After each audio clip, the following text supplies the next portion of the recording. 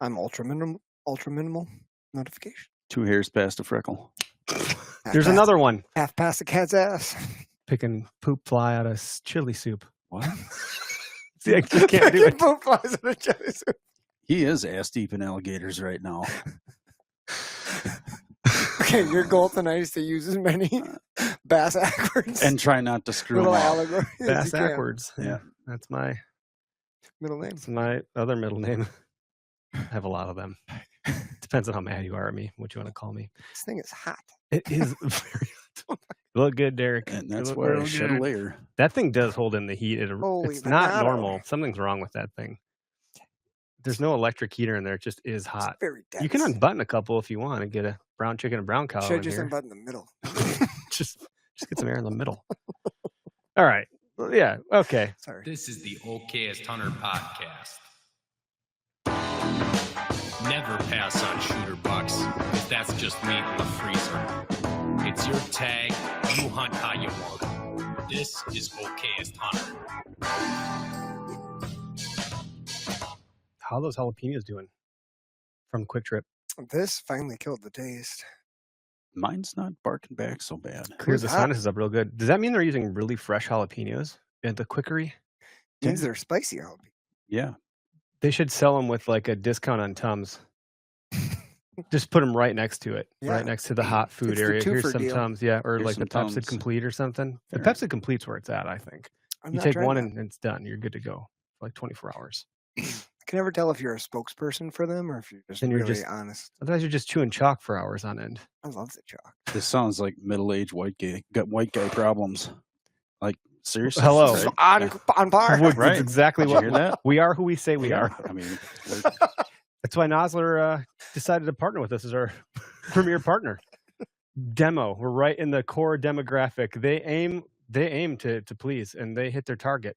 They got us real good, and they got all you guys too. Hopefully, use code OHP and save 20% off of their ammunition. Ridiculous. Do you know how much that is? That's a lot. it's real. Ammunition is not cheap. It's No. actually getting more expensive right now because of some things happening.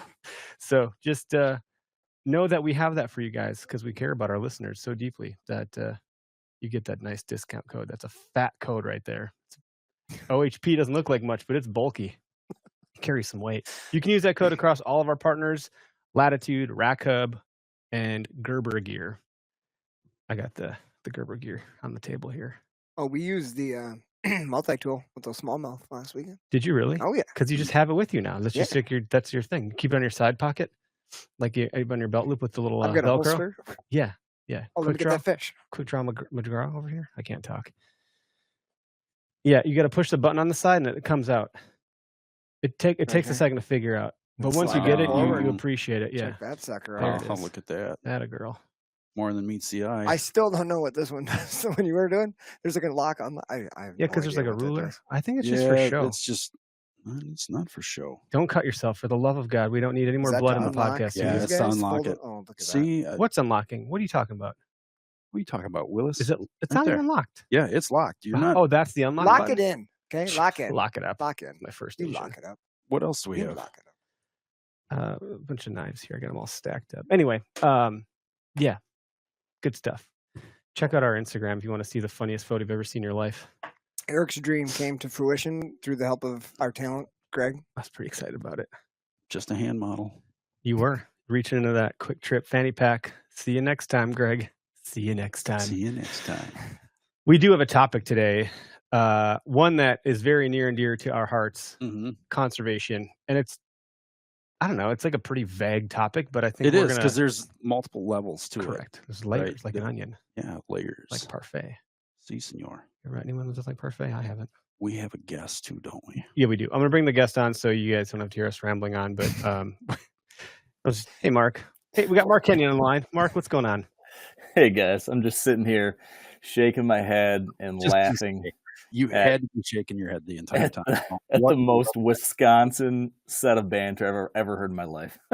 Oh yeah. Oh, Oh, yeah. yeah. We even got it. We don't have brandy, but you know, You We should did. have seen these Wisconsin boys carrying a tree stand through the Quick Trip parking lot and slapping it on the tree to get this very quickly.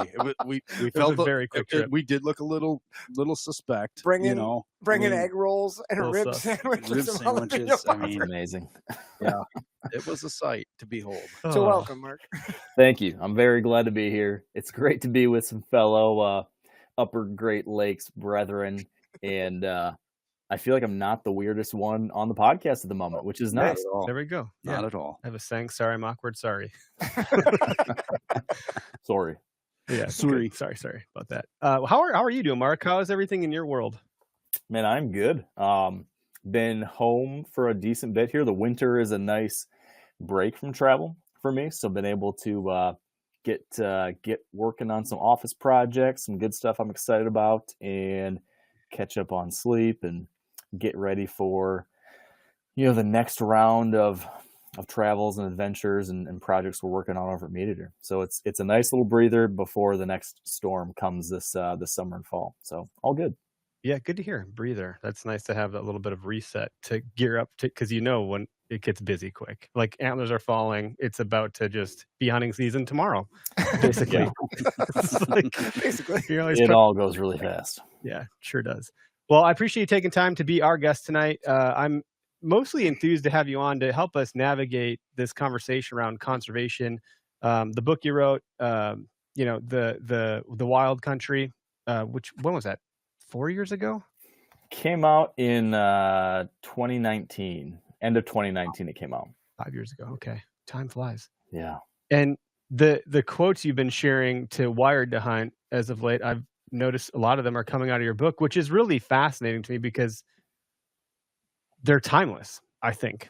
And conservation is timeless and not something that should blow like the wind. And certain policies can have an impact on things like conservation. And I'm saying conservation, I'm kind of throwing it around, but maybe I'm talking about access or the land that we hunt or things of that nature. And you've recently started kind of sharing this narrative in such an eloquent way that I'm like, I struggle to figure out how to find that line that walks so tightly between two political spectrums without people swan diving into the comments to tell me I'm a woke, whatever, or conversely telling people that I'm a animal murdering piece of poop. Yeah. Like, I'm not either of those things at all. And you can hold multiple opinions and thoughts about things, and both can be true at the same time, or several can be.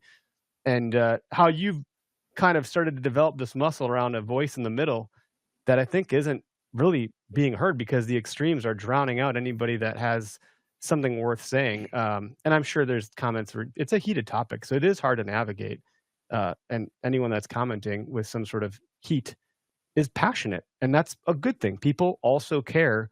They just see the world through their own point of view. So maybe walk us through a little bit about kind of how you arrived at this. Is it just because the book is there and you're like, man, this is still relevant? I'm looking at these quotes and this could have been written yesterday, Yeah.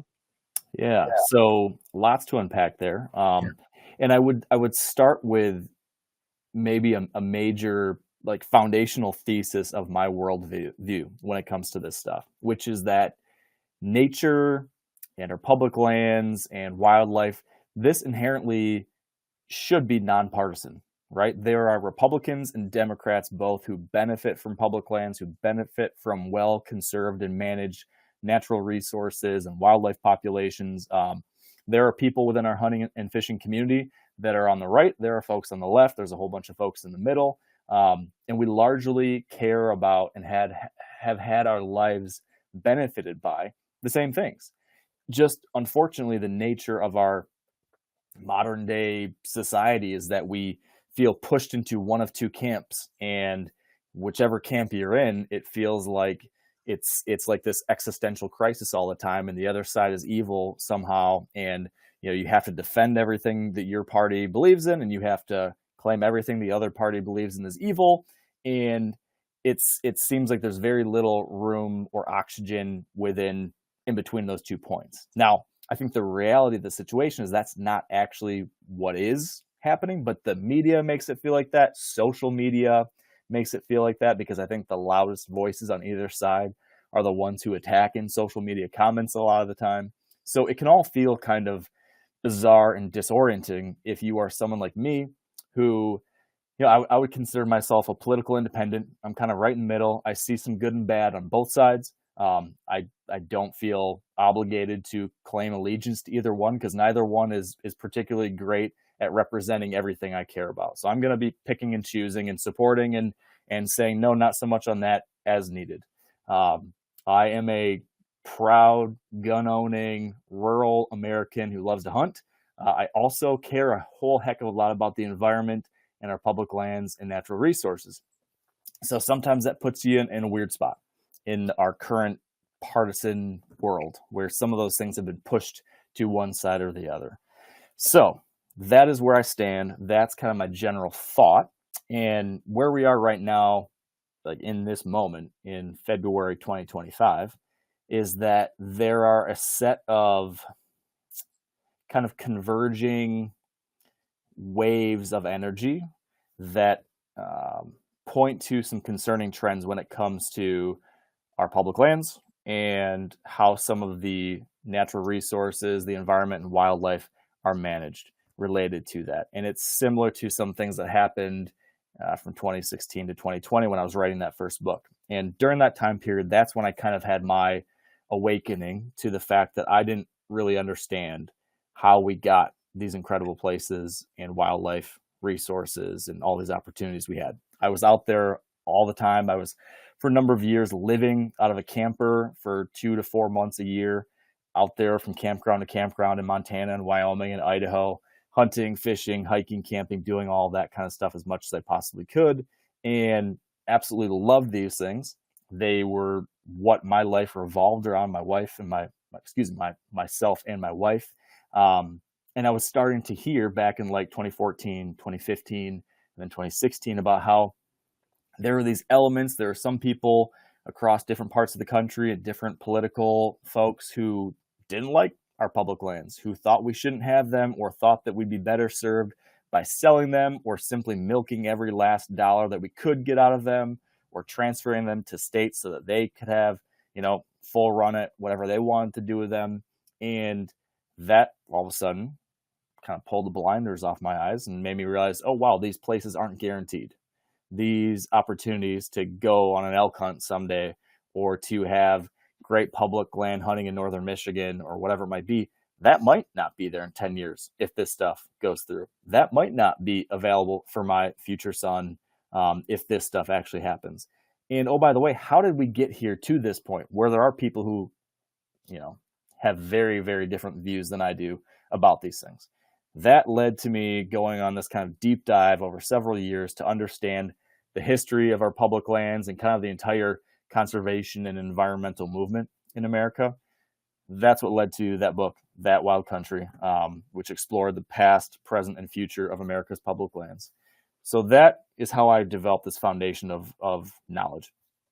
Now, fast forward, it's been 8+ years since the beginning, probably 10 years since that journey began. And what we have again is some of those elements who are not big fans of our public lands as they stand, who are simply prioritizing something different than I would prioritize and that a lot of other hunters and anglers would prioritize. That being profit, revenue, development, maximum resource extraction. Those elements are, I would say, resurgent at the moment. These folks have more influence and leverage than they've had. And some of these ideas that were very popular in 2014, 15, 16, 17 have all of a sudden regained steam. These ideas being, like I mentioned earlier, either getting rid of our public lands altogether, or transferring them to states, or simply pushing through every single possible resource extraction we possibly can to just squeeze every ounce of juice out of them for cash.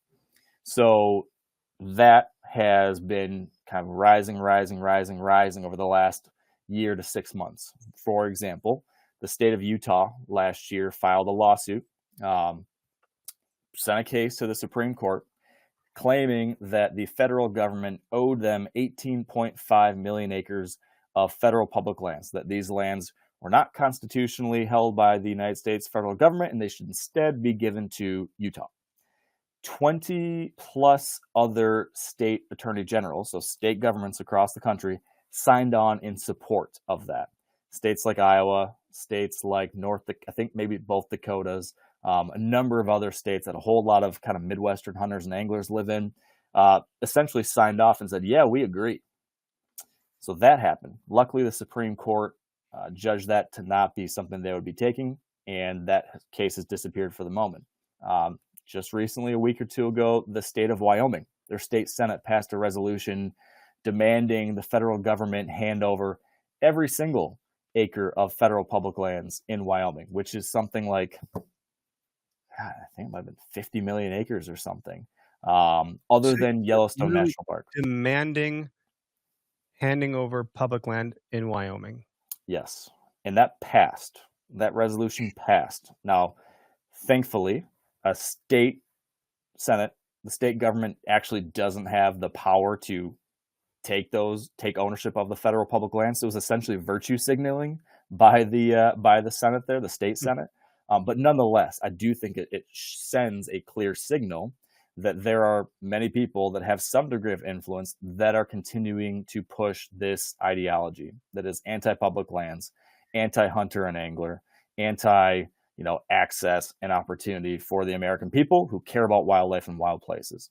So, and I apologize, guys, this is a long windup. No, this is not great. at all. You can This keep is what going. we want. Like, yeah. This is great. This is information that people need to hear about, and if they're not paying attention to what's going on with this, because there's so many other distractions right now coming from the powers that be, that they're not going to catch any of these details. So it's important.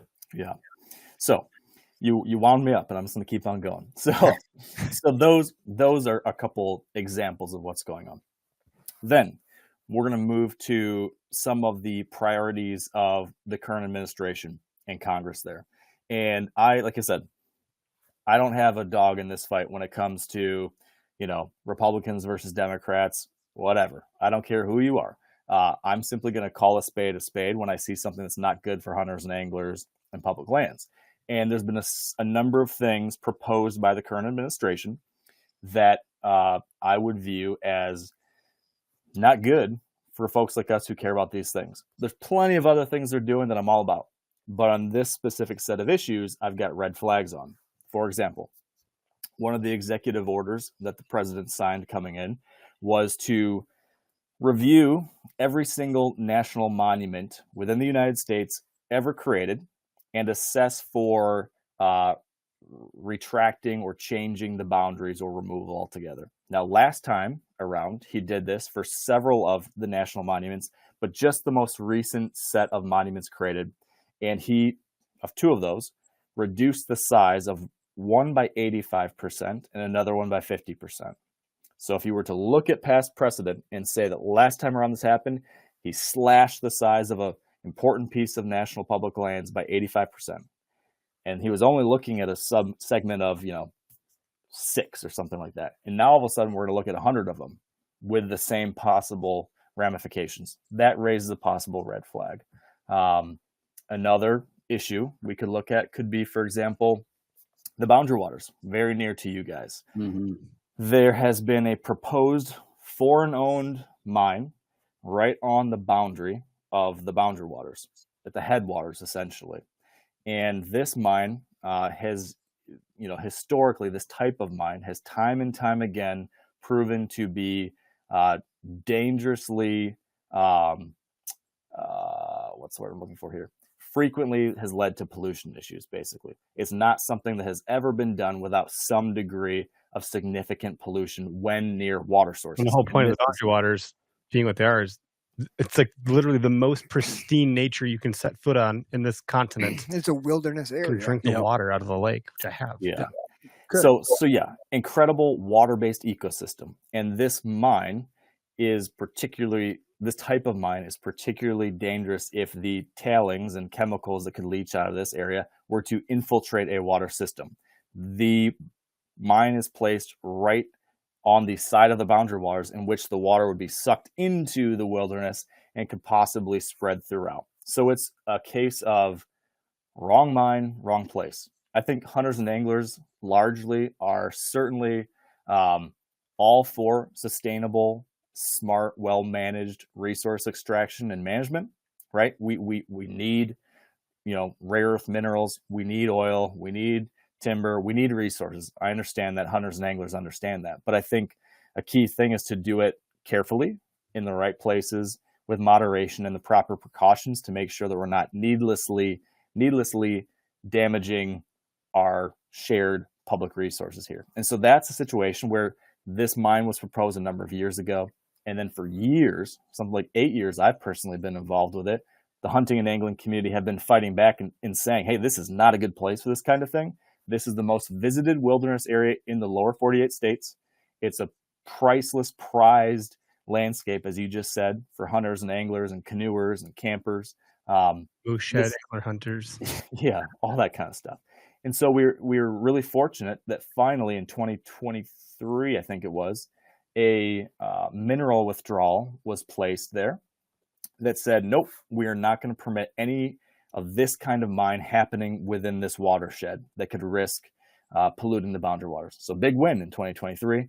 Well, now this new executive order coming out of the new administration says, hey, we actually want to re-examine every single mineral withdrawal that has been put in place in recent years and look to remove those and fast track resource extraction. So what we just have here is not, at least the way I view it, I don't think there's anyone who's like, trying to mastermind some takeover of our public lands or destroying our public lands in this kind of case. I think what we have is simply different sets of priorities.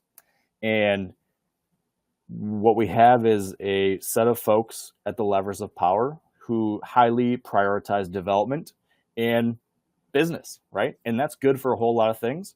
I would say as a hunter and angler, in the specific case of how we manage our public lands, I'd rather be kind of in the middle. And so I think that kind of stuff raises some red flags for me. When I don't see like a middle approach, I see hey, we're going to go pedal to the metal, grab everything we can, drill around the Arctic National Wildlife Refuge, punch a 200-mile road through the Arctic or gates of the Arctic National Park and open up mines in the middle of the Brooks Range, put the mine next to boundary waters, remove protections from the Tongass National Forest and allow free-for-all logging again. There's a whole bunch of things like that are being proposed that are not particularly moderate, are not particularly in the middle when it comes to how we manage and care for these places. They're a little bit pushed the other way. And so all of that has led me to where I am now, where the same things I was seeing, 8 years ago or 10 years ago, and I was writing about, we're seeing that same kind of energy and direction again. And what I learned last time around was that, it is not unpatriotic to raise your voice and say to the folks you voted for, hey, love you on a whole lot of things, but here you're missing the mark. If hunters and anglers don't do that, our interests, we won't be at the table. If we don't raise our voices, if we don't engage, if we don't point at the problems when we see them, folks with different priorities will. And so my whole point in the last month or so, as I've been seeing this, and it hasn't been just the last month, it's been longer than that, but as I've been seeing this rising tide, has simply been to try to bring this back to the forefront of everyone's minds again, that, hey, this stuff's back as it was in 2016, 17, 18, 19, when I think the public land movement really gained a lot of steam. You saw everybody wearing the public landowner t-shirts. You had the keep it public hashtags and all that kind of stuff.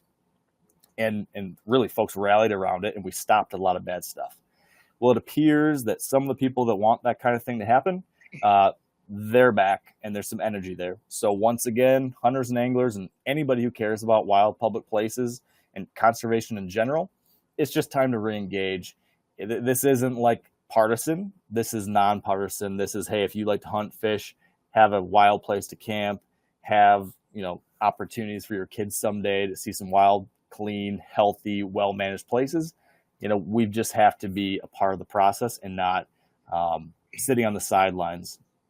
And I think that's a very long, rambling way of explaining how we got to here.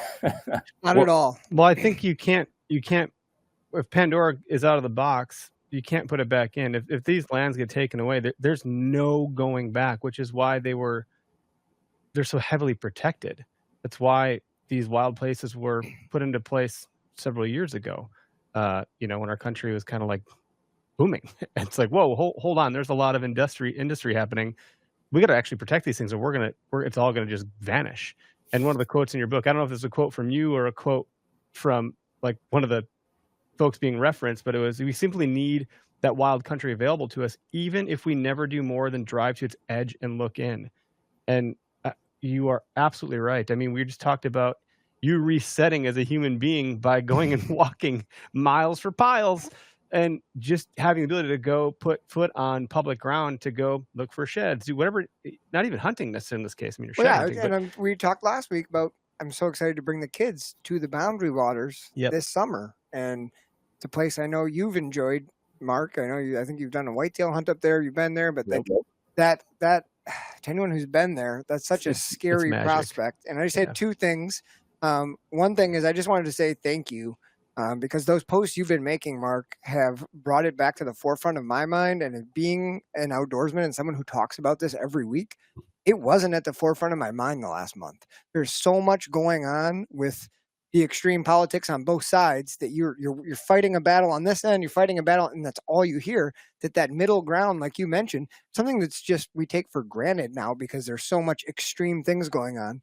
I wasn't thinking about that at all until I saw you post a couple quotes about, whatever side you're on. Like, this is something that we need as Americans to set a precedent and keep in our minds. So I just want to say thank you for bringing that back to the forefront. And then I did have a question for you. And you kind of mentioned already that, like, obviously this administration is coming in with some vigor. There's a pretty high speed, efficient process that's going on. Is this a little bit more worrisome to you this go around than it was back in 2016, just because of the speed at which things are moving? Like, are you a little bit more worried about what could happen with these decisions on public land and whether they're going to like weigh pros and cons and hear the voices of the people more? Or do you think it's the same situation? It's a really, really good question. And it's one that I've spent a lot of time thinking about and pondering myself. And I could see it going one of two ways. There's what I will call my optimistic perspective, which is that, there are plenty of people within this administration, at least around it, and some tightly involved, who have similar interests as we do. For example, someone just left a comment in here about Don Jr., a perfect example. Donald Trump Jr. is a hunter and an angler and someone who has been to a lot of these places that we're talking about, who's felt it and seen it firsthand. So I know that the son of our president, deep in his bones, knows how important these things are. And I understand he's got other things too he's worried about and other priorities as well. But I can't imagine that he can go to sleep at night and not dream about his experience hunting sheep in the Arctic or fishing for salmon or rainbow trout near Bristol Bay or whatever it is he's done. There's no way he had those experiences and did not also feel the same things I have felt deep in my soul that keep me up at night because of how powerful those places and these experiences are. So I have hope that there are people like him and others who will see two things. Number one, we'll see that there are a whole lot of people like us who love to hunt and fish, who love the natural world, who depend on these resources and places. And hopefully folks will recognize that a lot of those folks voted for the current administration and support them and are wishing them well in many ways. Part of what you would hope that would mean would be that they would also try to represent our interests in other ways too. And so if the voting base that put these guys in office is saying, hey, hello, we're your guys, we're your girls, we got you here, please pay attention to this thing, I have hope that that will have some sway. I have hope that there's an opportunity to raise awareness from the inside about the fact that, hey, I know you're hearing from some people that are showing you a lot of dollar signs and showing you ways that you can, maximize revenue here. And I know that sounds great. And I know, et cetera. But let's tap the brakes on some of this stuff. There's some segments, there's some things here that are really important for other reasons. Let's look at that perspective. So I hope that kind of message can get through. I think that there are connections to the administration, like the Secretary of the Interior. He is a hunter and angler. He is someone who has, experience in the natural world. He was the governor of North Dakota. He seems open and willing to work with folks with our interests. So that the Department of the Interior is the agency that manages our Bureau of Land Management, National Park Service, much of our public land system. So there's folks like that who I think we can have positive relationships with, and they're supportive of hunting, and all those things are really good. So I think that, if we rally as a community and kind of not be muzzled by the worry of like, I shouldn't say anything bad about my team. I think that happens sometimes when everyone's put into these teams and you feel like here's my thing that I think about. I am a huge Michigan State Spartan fan. Okay. Don't hate me for it, but I went to Michigan State University, huge Tom Izzo fan during college basketball season, etc. And so I support the Spartans all the time. And, anytime there's some crazy thing going on, I would find myself feeling like I had to be an apologist for it. Like they could do no wrong. And at one point I realized, gosh, this thing that this one player did was a really knuckleheaded move. He did or said something stupid or did something crazy. And then I caught myself wanting to defend it, even though I knew that if he was a University of Michigan player, I would have said, oh, look at that knucklehead. What an idiot. What a horrible representative. And I caught myself and realized, oh, wow, that's what happens with political parties all the time, right? If it's on your team, you kind of ignore it. And if it's on the other team, you say, oh, they're horrible. If the ref calls a bad play, you're like, it worked out in my favor. Yeah. So but it worked out for me, Yeah. So there's this risk that if you are a hunter and angler and you are appreciative of Republicans being pro-hunting and all that kind of stuff, that you might feel like you shouldn't speak up about these things because that's your team. I think that would be a huge mistake. So if that happens, then I don't think that our cause and our interests will be represented internally, and that does worry me. But I have hope that we can reach people that understand what we're talking about here, and that maybe we can move the needle in some good ways. Now, I'll add that the rallying of our voices, it has a demonstrable impact in the ability to reach congressmen and the chambers. And I happen to be very fortunate to work incredibly close on the hunters and anglers for the Brooks Range to stop the Ambler Road.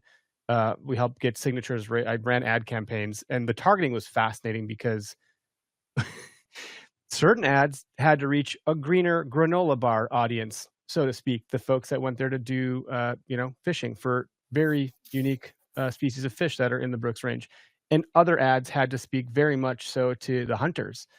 Those are two very different audiences. If those ads cross lines, like we weren't getting those signatures. So it had to be a very tightly managed ad campaign, but we got enough signatures to stop the Ambler Road. And it was a foreign mining company that was trying to come in and dissect right down the middle of one of the literal most pristine places you could go on this effing planet. Like it is the middle of literally nowhere. The only way to get there is a flying. Like I hope someday I have enough money to go to this place because it looks incredible. And that foreign mining company then take whatever the minerals, the steel, and so forth that they'd get, and then sell it back to us. It's like, what are we doing? You're letting a foreign mining company come into the States in Alaska in this pristine area, blah, blah, blah, blah, blah, whatever. You can go look it up. It's a lot of information about this particular project but now it's, like you said, there's energy, there's certain people, and it's getting kicked back up again. It's like, man, I thought we killed this engine. Someone just found the keys and started it again. Like, holy shit, it's coming back. That was a lot of work. That was a lot of work to just get to that point. And I thought we were good, and we're not. Like someone chopped the snake's head back off, and it grew two more heads in its place. So our voices not only matter, but they have an actual demonstrable impact to the things we're trying to seek change in. And like these areas, again, Pandora's box, if that mine gets laid out, there's no going back.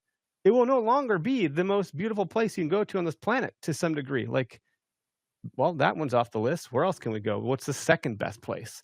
let's make sure that one doesn't get, its head lopped off like here in the States or wherever we need to go. Anyway, that's my 2 cents on that.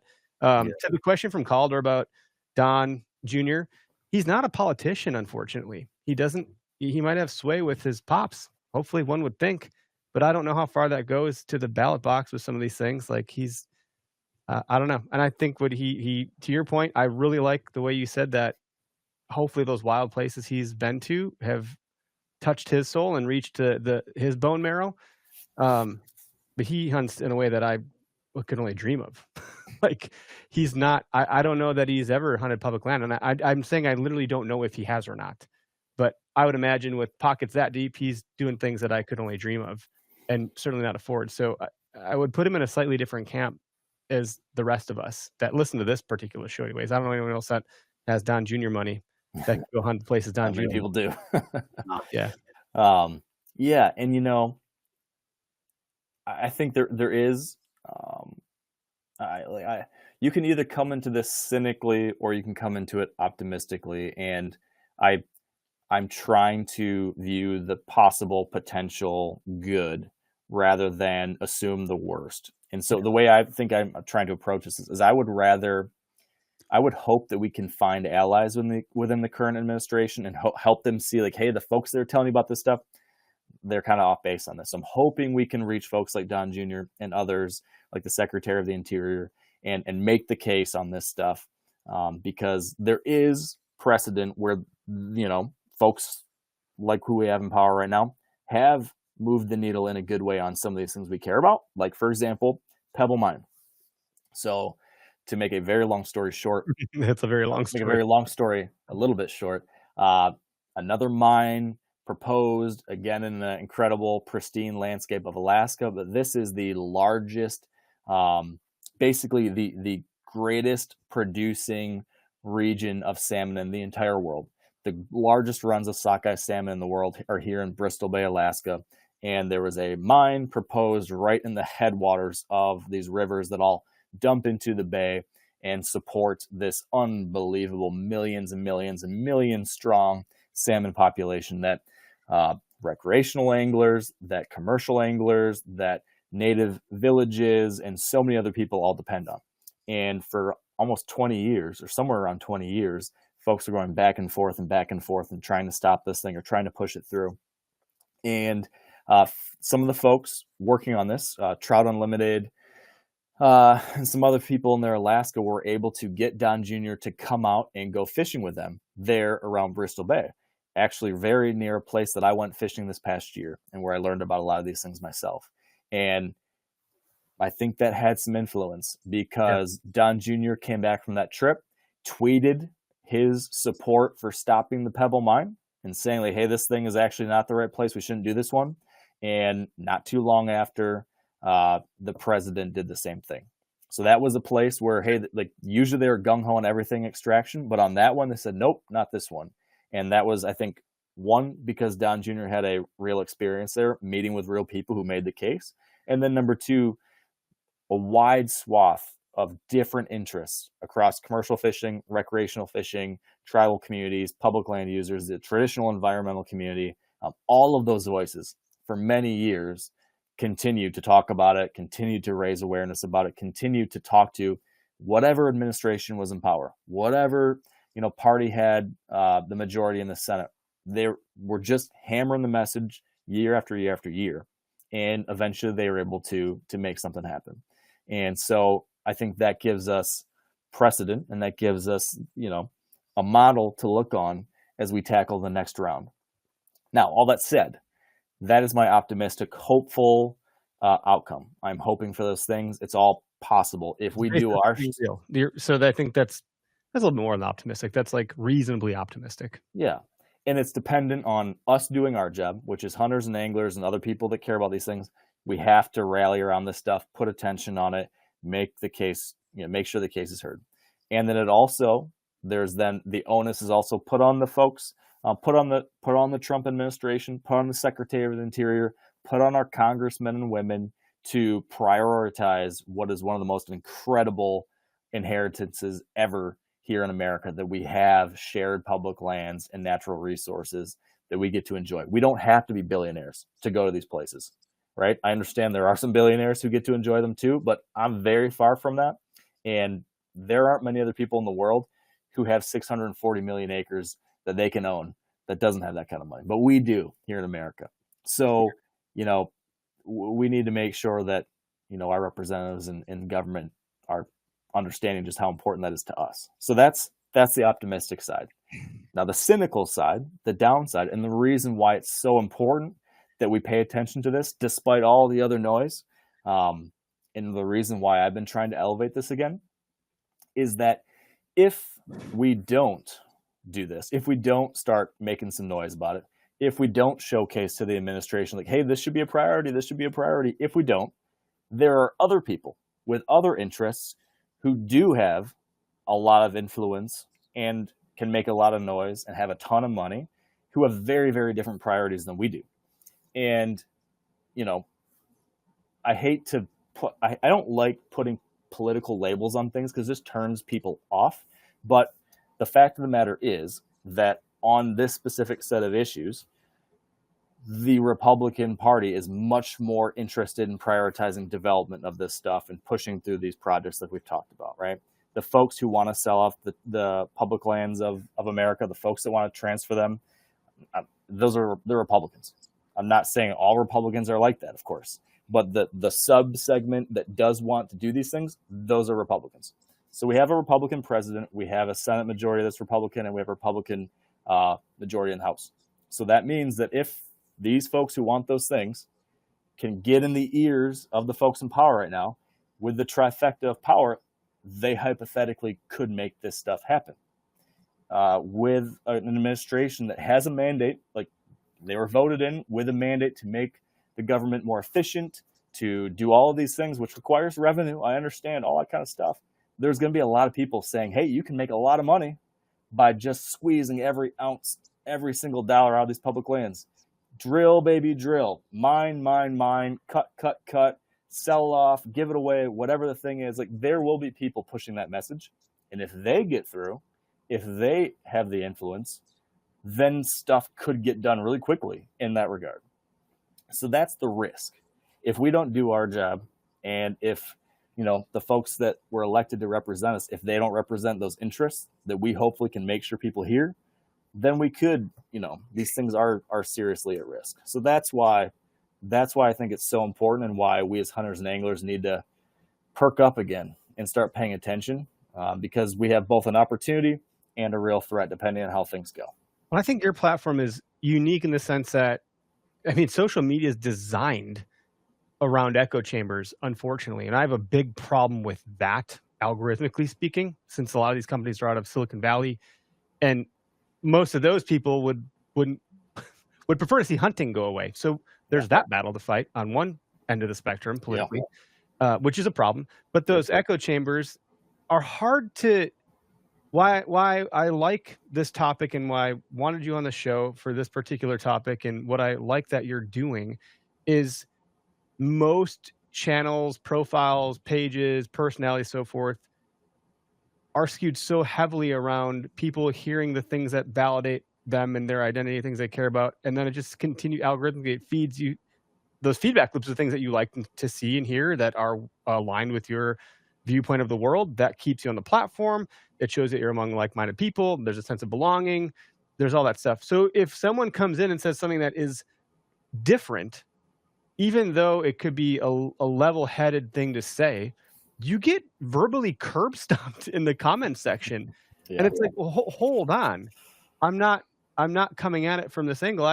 I'm curious, or I want to learn more. And could someone point me in the right direction? And it's vicious out there right now. And your channel or your page, the Wired to Hunt page, Mark Kenyon's page, I think because of the book and where you stand on these things in the middle ground, you navigate it in such a great way that those conversations and dialogues can exist on your channel in a much more civil way. And I think you're going to get your outliers. That's going to be really hard to avoid. But by and large, it's pretty civil insofar as the response that I see. And that makes me feel comfortable to then go and put my voice in there and start to have that conversation and raise awareness and so forth.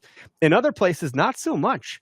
because I don't know what I don't know. I'm trying to learn more. That's a big point of this particular conversation is I'm not super, like I have a lot going on in my life. Like I mostly could give a shit about politics. Like I'd rather focus my energy on things that I can't control, and I can control very little of that. So if I put my attention to these arguments online, I'm detracting from my responsibilities as a dad or a business owner or as an employee and so forth. So it's good to see that we can get some good information and good dialogue. Go ahead, Derek. Well, it's what you just said to the, what can the average person do to try to help this issue that Mark's just illustrated. And I think all I'm thinking about when I hear Mark talk, and on both sides of it, is everything just comes down to your personal connection, right? Like we have a personal connection with these spaces. They're important to us. We've had experiences.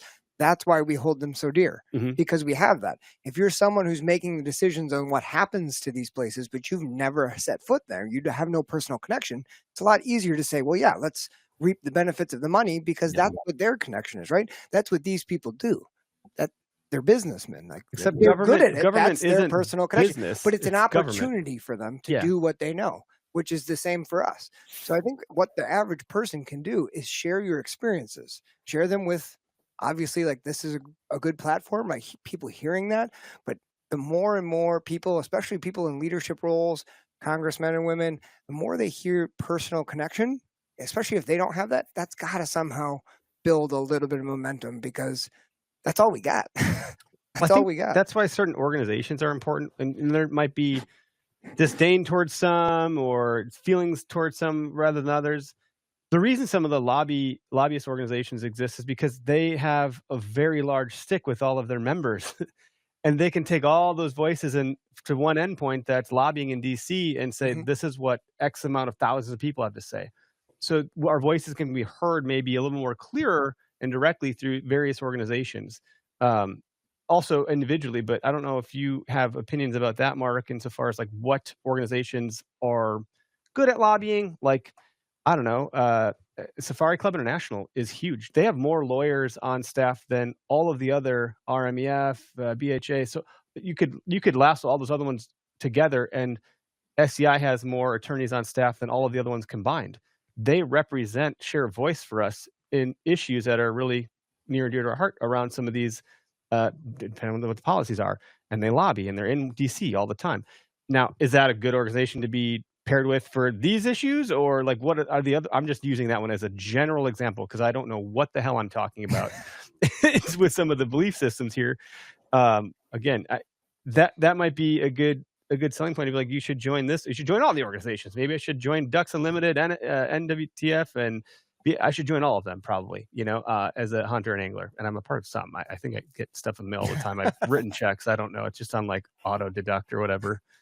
I always get like a knife. I think you're right, though. I think that they're joining as many of these organizations as you possibly can, because they all need help, they all need funding, and they all want to make sure you're hearing about the things that are important to you. I would say that, one of the great values that these various conservation organizations provide is acting as a filter, because as we've all talked about, we've all got a lot going on in our lives. And there's so much going on in the world right now. There's so much filling our social media feeds and whatever news site you follow, and YouTube, however you get your information. There's a ton of it, and it's very easy to get lost in the noise of it all. And especially this kind of stuff, if you're not really tapped into it, as you alluded to, Eric, like you might not know any of this stuff is going on. And so I think by joining organizations, or at least signing up for their newsletters, at least for the organizations that represent the things that you care the most about, just a simple, very important value there is getting this carefully selected stream of information about like when very important things are happening, or if there's some kind of action needed to be taken, they will let you know. And so, when it comes to public land issues, some of the organizations that have been the most active on this specific set, I would say, would be the Theodore Roosevelt Conservation Partnership and Backcountry Hunters and Anglers. There's plenty of other organizations that have done stuff on that front too, but I would say those two have been, at least within the hunting and fishing world, have been probably the most vocal and as directly focused as anyone. The TRCP has a really unique model in that they're not like a membership-based organization like RMEF or NWTF or anything like that. They have a partnership model. So basically, they act as this organization in DC that makes sure that when there's an issue impacting hunters and anglers, that as many of the different organizations are all singing the same tune at the right time. So in this case, let's say, this lawsuit from Utah demanding 18.5 million acres of land. Let's say that moved forward somehow, and all of a sudden we were worried about, this whole land transfer thing actually really, really, really going to happen. They might then say, all right, guys, this thing has reached this point. They're going to do two things. They're number one, going to email out to every single hunter and angler in their database, sounding the alarm on it. Like, hey, this is code red. Call your senators, call your representatives, etc. But then they also have deep relationships built in two places. They have deep relationships built within the government structure. So the job of TRCP is to build relationships with whoever's in office, in the Senate, in the executive branch, in the House. So they have relationships deep within those places. So they can call someone up in the Department of the Interior and say, hey, we've got to talk about this. And the reason why the Department of the Interior will take their phone calls is because the TRCP also has deep relationships with all of the conservation organizations. So they don't just say, hey, we're the TRCP, we want you to listen to us. They say, hey, we're the TRCP. We're the guys who just got 20,000 hunters and anglers to email and call you.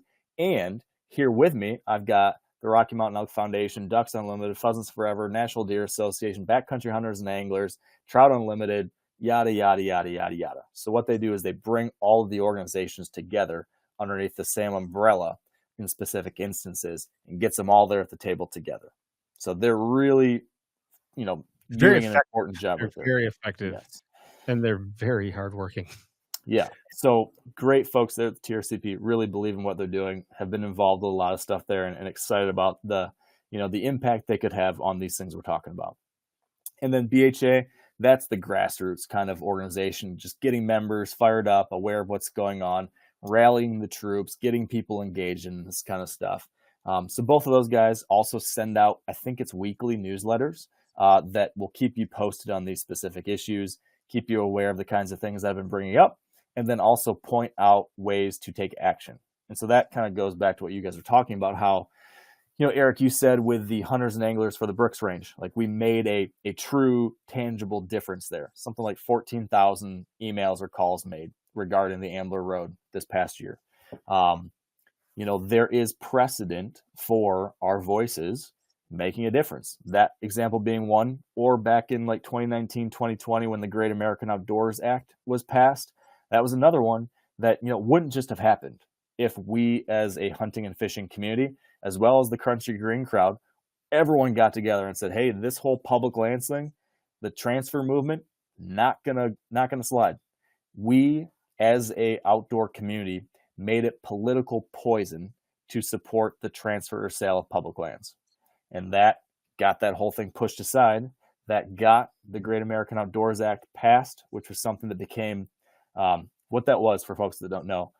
It was a bill that provided permanent funding for something called the Land and Water Conservation Fund, which takes dollars from the offshore drilling that happens in America and diverts some of that to this fund. Well, those funds then have to be appropriated to it every year. This bill, when it got passed, makes that permanent, is permanently funded. This is now a fund that we can use for public land acquisition, maintenance, and various projects. Very, very important. It's helped us get a lot of our public access sites we have, public areas. And then it also addressed, I think, $80 billion of maintenance that had not been taken care of on our national park sites that had been backlogged. This finally got funding to take care of that. So that happened in 2020. I think it got signed into law with the Trump administration signing that dotted line. And it happened because hunters and anglers were wearing our public land t-shirts. We were tweeting up a storm. We were making a hullabaloo online, and then actually calling senators, emailing representatives, signing petitions, doing all this stuff, rallying at the Capitol. So all that work led to a great outcome. We've got people trying to push the same old message again this time around.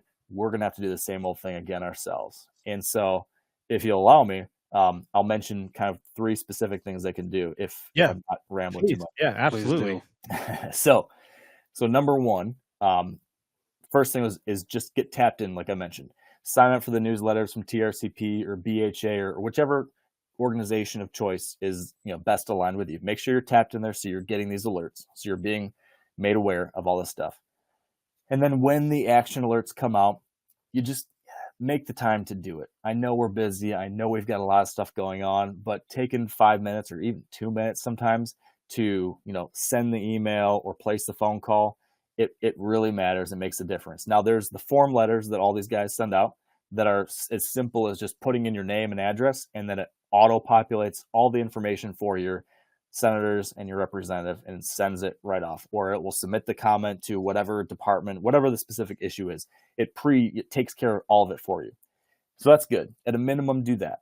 But what I have learned when talking to folks that have dealt with this from the other side, the folks that are receiving these, is that those form letters, the generic ones that everybody sends, those all kind of get put into one bucket. And they certainly help. But if you get 10,000 of those and they're all the exact same, it might only kind of count like 100. But if you get a custom letter, or maybe even just write the first paragraph or 2 with your own words, sharing your own experiences, like why this thing matters to you, how you and your son went and shed hunted for moose antlers or went fishing in the boundary waters and had this incredible experience, and how much has benefited your life and your business or whatever it is. Having something in there that's unique to you brings you to the top of the pile, and it's worth 10x of those form letters. And then finally, a phone call. If a congressman's office gets 10 phone calls about the same issue, that's like a red flag. Like, holy smokes, what's going on? People are actually calling us about this. Mm-hmm. That is really high up there. So what I'm trying to do now is, kind of suck it up and recognize, this is a little bit inconvenient, but I'm trying to get better now at actually calling my representative, at calling my senators. And, I think the first time I did, I was a little nervous about it, intimidated by the idea, oh gosh, I'm going to call this office and they're going to, they're going to give me a hard time, or they're going to argue whatever I have to say, or they're going to make me sound stupid. Turns out that's not the case. There's just some poor intern that's stuck there on the other side that has to listen to everything you say. I'm totally going to chime in with you there, Mark, because I've done it. I did my lunch hour. Was it back in 2016, 2017? I did the letter thing, because BHA was a pretty big watchdog for all that stuff. They would bring it to your attention via an email, via text message, whatever. All right, I guess I'm going to call this person. I had no idea what to expect, but like you said, it's some poor bastard intern that's got to sit there and listen to you drone on. Mm-hmm. Okay, and out of the 3 senators that I contacted, or congresspeople, or whoever, I duly elected official, 2 of them sent letters saying yes, they were going to do the right thing. And 1 said an absolutely no, we don't do that. And the 1 I got no answer from, and the 2, they had their intern answer the phone, and they actually did something. 1 was a blue representative, 1 was a red representative. The other was a red representative and wanted nothing to do with helping the little guy.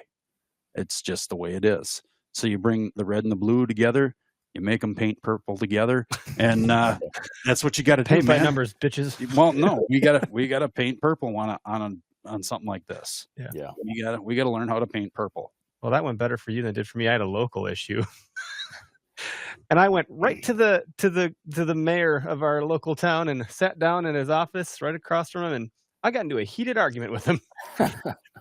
And I think I might have called him. I didn't come out right and say he was stupid, but in some roundabout way, that was the read between the lines. It was not great, and he won anyways. So, but I tried. My voice he heard me, and he did. And I was like, wow, I can't believe he actually sat down with me.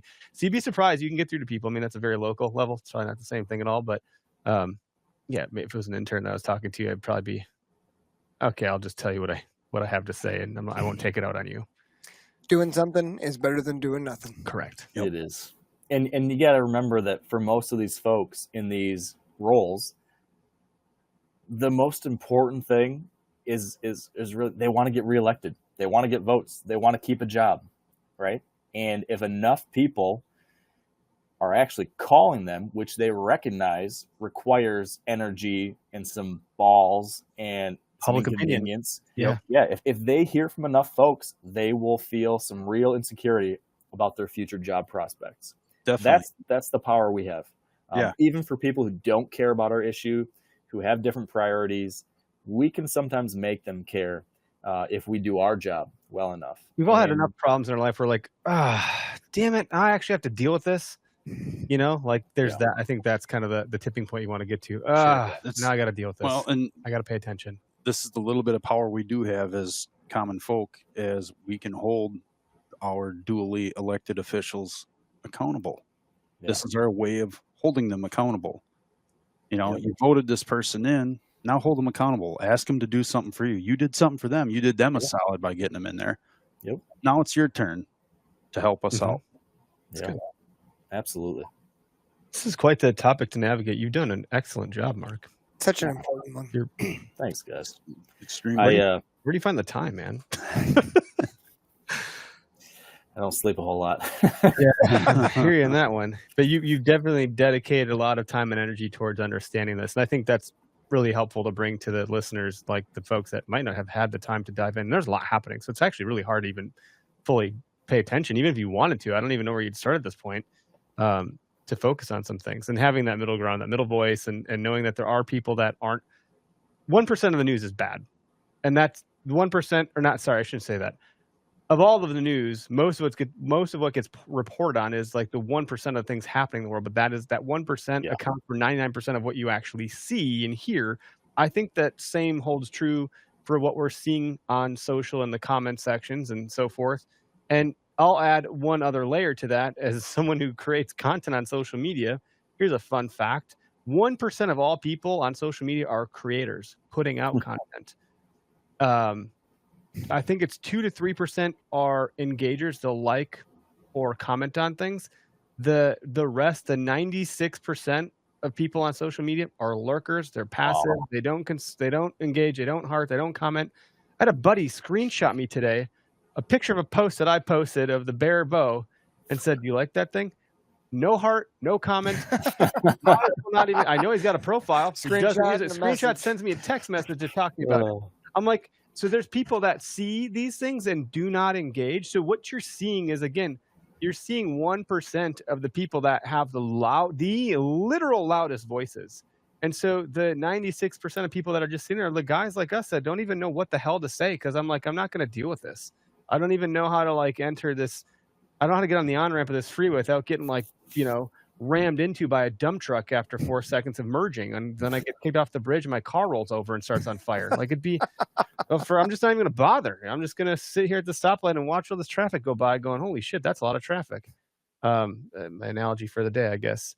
So, again, you've carved out that lane for us to merge onto, I think, and not get rammed off the road. Car ramrod. I wrote on the paper. You didn't say it. Right. Thank you very much for that. It's really respected, and it's hard to do. So it's really respected for that reason, because I don't know a lot of other folks doing that right now. Well, I appreciate you saying that. Thank you. And these places and the wildlife out there and the opportunities we have to do what we do, man, it's made it is my life. It's made all the best things in my life possible, the best things that my family and I get to enjoy. It's related to those things. So I feel a deep obligation to try to make sure that it's around for the long term. And we all can be a part of that. I think that's what's so beautiful about this topic in general is that, as mentioned before, it's the middle of the road in a time where it's so hard to connect to people or people on the other side. I think everyone can agree that this is a good thing, something that all can enjoy, and then that can bridge the gap in this time of polarized political views of like, hey, let's get on the same page. Like, we all want to enjoy this together. Like, there's our common bond. Talk about it with people. Talk about it with your friends. Keep people interested and on the right track so they can merge into the lane that Mark has given us. And I'll add a final point that I think, and I use social media as the main, hub of where a lot of these dialogues are happening. It's like road rage. You don't realize there's another human in the car. You're just pissed that they didn't do what you needed them to do. I don't know, I'm going all these traffic analogies, but they seem like Do you have any episodes today? Or Yeah, was there a road rage thing? I again? really I might check your I bumper. feel there was a story behind this. But you will like, oh, you a-hole, and you're all mad. But then, like, if you got out of don't get out of the car. But if you did, like, you'd realize that person like might have a baby on board and they're trying to get to the doctor because their child's having an asthma attack. Like that maybe has happened. That probably happened to me. That's happened. So there's human beings on the other side of the keyboard. And if we ran into them at the trailhead, we wouldn't say half of these things to them. These people are not some group of people on either end of the spectrum. I'm talking to both sides of the fence here. There's not like an island of them that are just plotting and scheming. They're our neighbors. They're the guy you see at the YMCA or the gal you see at the YMCA trying to get their kids out of the minivan to go get a workout and drop their kids off at daycare. They're right next to us. They're putting their pants on the same way you are. They're going to their jobs. Their jobs just look a little bit different. Like it's not we're just trying to exist, man. And hopefully we're trying to get out to the public lands to do shed hunting, fishing, hunting, squirrel hunting, turkey hunting is right around the corner. Hiking. A lot of us do these things and love it. And that's the common ground. And I think if we hold steady on that like point, we can maybe be a little bit less road ragey behind the keyboard and think for a second, like they're pretty passionate about this. They must care about that. But they think about it this way. I think about it this way. That's not bad. And I've talked about this before, where our differences are actually a good thing. When I think maybe I wrote an article about that not that long ago, about our differences actually being a positive. And I liken that to the hunting community stuff of the bashing and all that jazz that we stand for. But I think there's similarities here with the other things that we're talking about. Mark, thank you very much, man, for being on the show. This is a special one to me, I think. Yeah. Hey, you are welcome. I appreciate the opportunity to talk about this stuff, and hopefully we can all do some good work together and keep these places and wildlife and opportunities around for a long time. You bet. You bet, man. Awesome. Well, with that, I'll end the episode. If you guys have comments on this one, toss them in. We can see them on Spotify. We can see them on YouTube. We can see them on, well, I think that's about it. But toss them in, and like to hear your opinion on this. We got some good guests lined up for the upcoming weeks. We'll be at a trade show on the last weekend of March, the open season sportsman's show in the Wisconsin Dells at the Kalahari. Greg and I will be there. Tyler, Matt Strime, a bunch of other friends will probably be lingering and hanging out at the booth, chugging Busch lattes with us. So if you're in the Midwest and you want to make a trek up, like, we'd love to see you at the booth and do a cheers with you. But thanks for tuning in, folks. Have a great evening. That's it.